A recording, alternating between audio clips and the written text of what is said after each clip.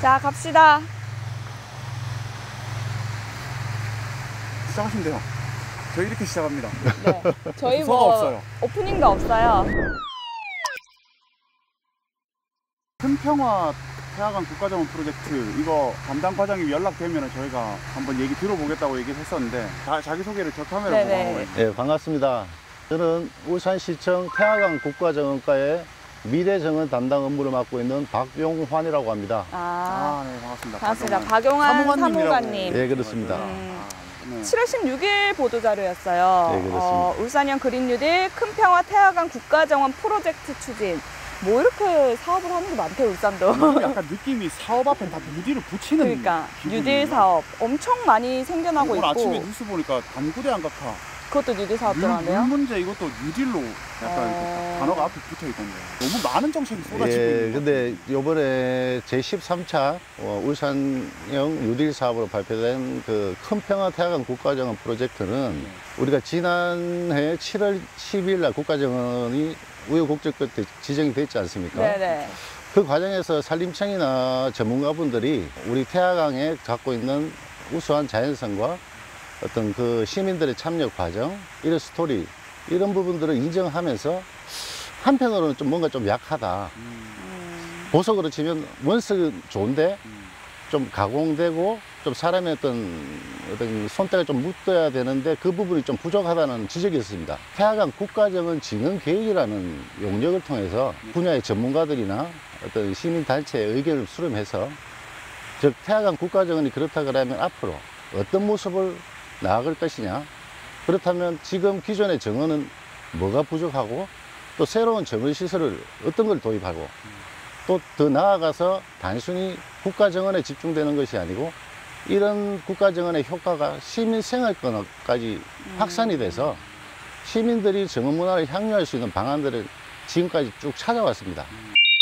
근데 딱히 여기서 더 이상 뭐 공사를 할고 손댈 곳이 없다고 생각을 했거든요. 충분히 되게 예쁘게 조성이 돼 있고 시민들도 이제는 인식이 태화강 국가정원 하면은 진짜 예쁘다, 뭐 산책로도 좋다 이렇게 다 인식이 돼 있는데 여기서 뭘 더 저희가 추진을 한다는 건지. 시민들이 지금까지 이용했던 태화강의 정체성 그리고 생태적인 어떤 특성, 철새와 사람들이 공존하는 이런 정체성을 깨지 않는 범위 내에서 이 공간에서 어울리면서 새로운 어떤 시너지를 발생해 줄 수 있는 참신한 아이템이 뭘까, 그런 고민을 해가면서 한 5가지 테마로 사업을 요즘 구성을 했습니다.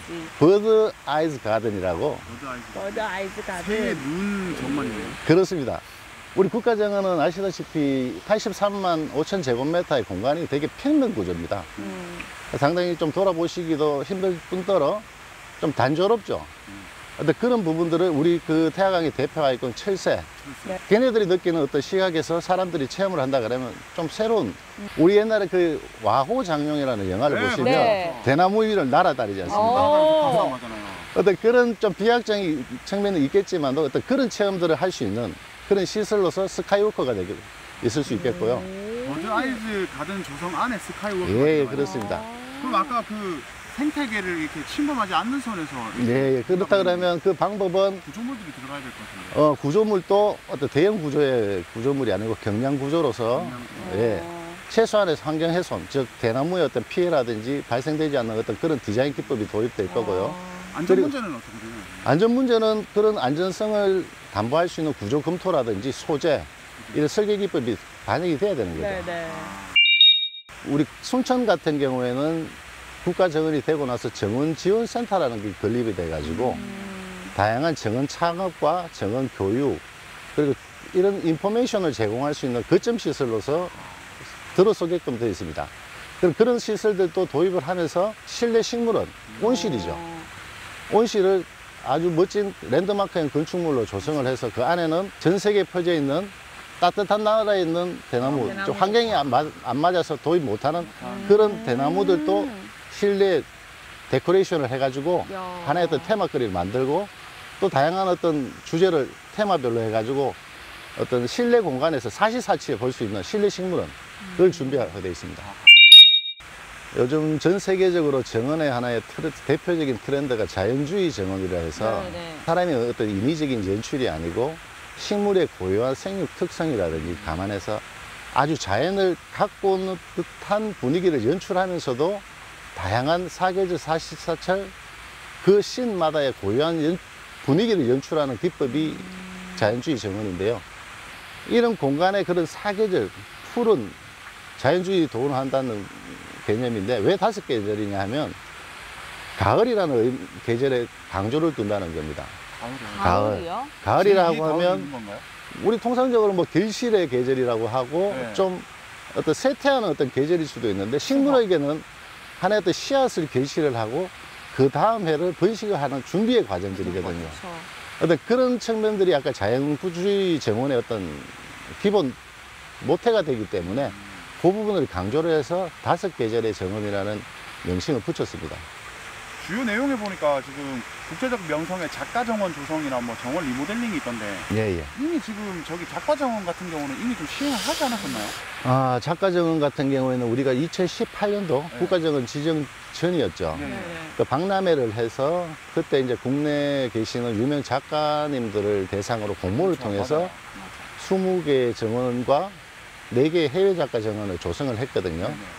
물론 그분들한테 관리 매뉴얼이라든지 설계 컨셉들을 받아서 우리도 나름 노력을 하면서 갖고 왔지만도 지금 보시면 불가피하게 좀 많이 좀 훼손됐거나 관리에 좀 오점을 보이는 부분들이 있습니다. 근데 그런 부분들을 항상 유지를 하고 좀 더 품질 높은 정원을 보여드리기 위해서 어떤 그런 공간들을 좀 정비한다는 개념으로 사업이 추진된다고 보시면 되겠습니다. 우리 울산의 전망대가, 대표 전망대가 현재로서는 울산 대교 전망대가 있습니다. 네. 아, 네, 그렇습니다. 거기는 높이가 한 206m 정도 해서 어떤 산업시설 또 그 연안의 어떤 고유한 어떤 전경, 네. 그 일부 이제 동구 지역, 남구 지역까지 조망이 가능하죠. 이번에 계획된 울산 전망대 같은 경우에는 그거보다도 좀 더 울산을 대표할 수 있는 그거보다 기능적으로 좀 업이 되면서 퀄리티가 높은 그 수준으로 계획을 하고 있거든요. 즉, 울산 전역을 좀 내다볼 수 있는 그럼 어디? 예, 지금 제가 현재로서는 사나이에 있는 동방명주 이런 거 생각을 좀 해봐야 되겠습니까? 동방명주 같은 경우에는 그 정도 그런 퀄리티 빌딩들이 남산타워. 남산타워. 남산구정대 이게 지금 우리가 울산의 대표적인 공간인 남산, 우리 국가정원 확장에 대한 구역으로서도 포함이 되어 있습니다.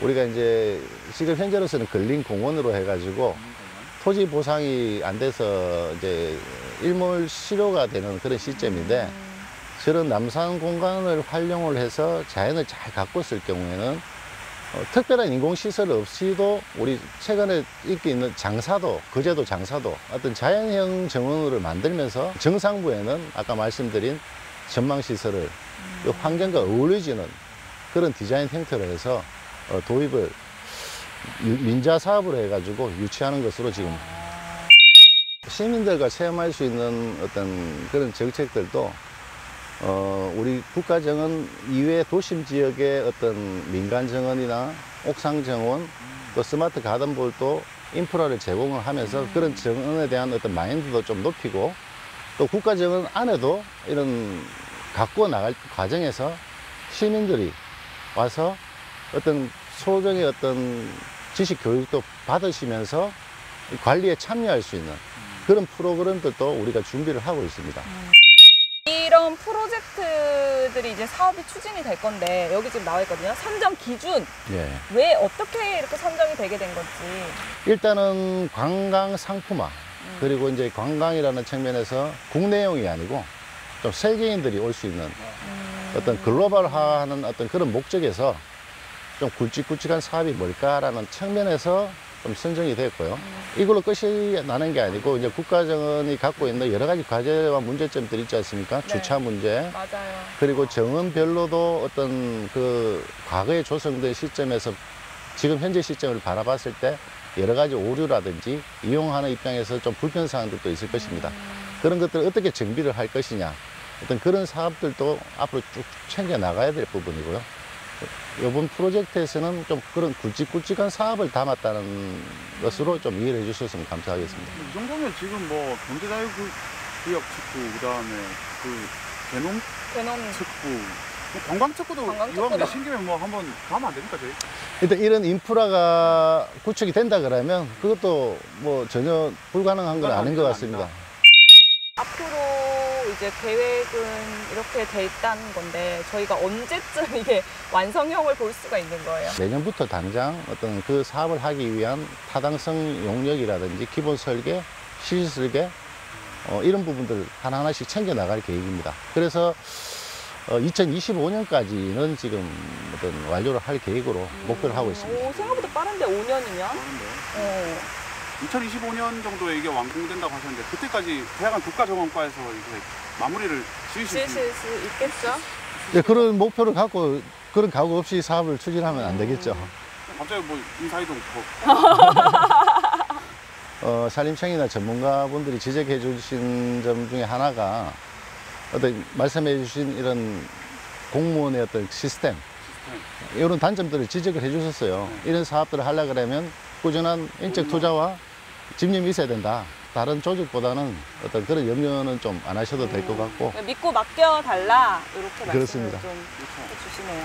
은연 중에 또 시민들은 또 그런 생각을 하거든요. 왜냐하면 공무원들 이게 순환 보직이다 보니까 또 임기가 또 2년에서 뭐 3년 이렇게 하다가 다른 과로 바뀌어버리면. 하고 울산 시민들에게 좀 이렇게 이득이 될 듯한 게 있을까요? 1차적으로 이제 먼저 우리 국가정원 같은 경우에 우리가 기존 도시공원이나 이런 그린 인프라 같은 경우에는 하나의 어떤 사회 기반 시설이기 때문에 어떤 인풋 대비 아웃풋에 대한 어떤 경제성을 따지기가 상당히 좀 힘이 듭니다. 왜냐 그러면 어떤 직접적인 수익 발생이 아니고 시민들에 돌아가는 어떤 정서적인 어떤 삶의 질, 어떤 정주 효과, 다양한 파급 효과를 기대할 수 있는 사업이기 때문에 어떤 정량적으로 이거는 이 예산을 투입하면 얼만큼 나온다라는 어떤 정량적인 설명은 드리기는 어렵겠습니다만은 외지에서 바라봤을 때는 좀 부족한 부분들이 사실이었거든요. 그런 측면에서 이런 시설 인프라라든지 기반 시설을 도입을 해서 확충을 했을 경우에는 국가정원의 인지도가 상당히 높아질 것으로 봅니다.